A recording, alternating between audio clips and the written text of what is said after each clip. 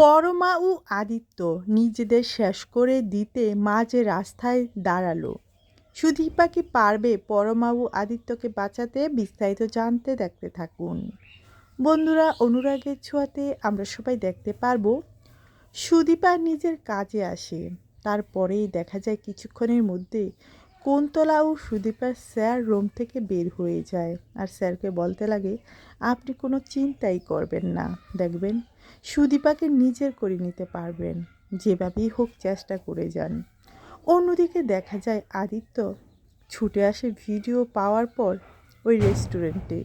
এসেই দেখতে পায় সুদীপা ও সুদীপার স্যার বসে আছে। স্যার বলছে, আপনার হাজবেন্ডের সঙ্গে আপনার সম্পর্ক ঠিক নেই, আমি সমস্ত সত্যিটা জানি, সেই জন্যই ভেবেছি আপনার জন্য মহিলা হোস্টেল ঠিক করে দেব।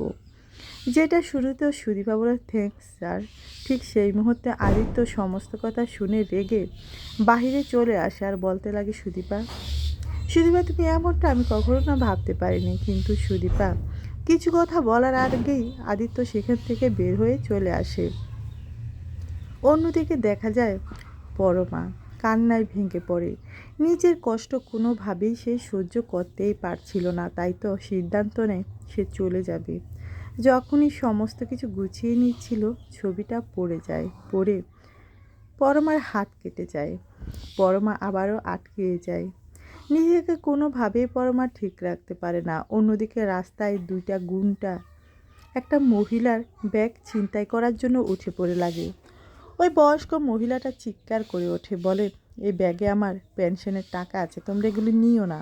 কিন্তু কে শোনে কার কথা?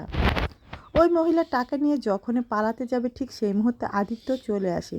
আদিত্য বলে, আপনি কোনো চিন্তা করবেন না, আপনার ব্যাগ আপনার কাছেই থাকবে। এই কথা বলে গুন্ডাদের সঙ্গে ফাইট শুরু করে দেয় আদিত্য। শেষ পর্যন্ত ওই মহিলার ব্যাগটা উদ্ধার করে মহিলার কাছে ফিরিয়ে দেয়।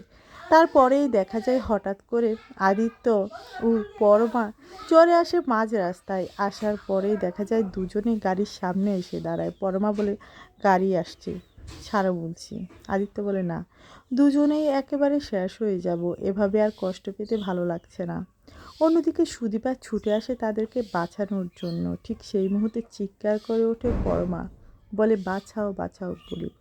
সুদীপা ছুটে এসে দুজনকে ধাক্কা দিয়ে সরাতে চায় মাঝ রাস্তা থেকে, কিন্তু আদিত্য কোনোভাবেই সরতে চায় না।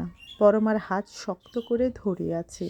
এবার কি পারবে সত্যি সত্যি সুদীপা আদিত্য ও পরমাকে বাঁচাতে? আপনাদের ঠিক কী মনে হয়? মতামত জানিয়ে দিন কমেন্ট করে। ভিডিওটি ভালো লাগলে লাইক করুন, চ্যানেলকে সাবস্ক্রাইব করুন। পরবর্তী আপডেট পাওয়ার জন্য সঙ্গেই থাকুন। ধন্যবাদ সবাইকে।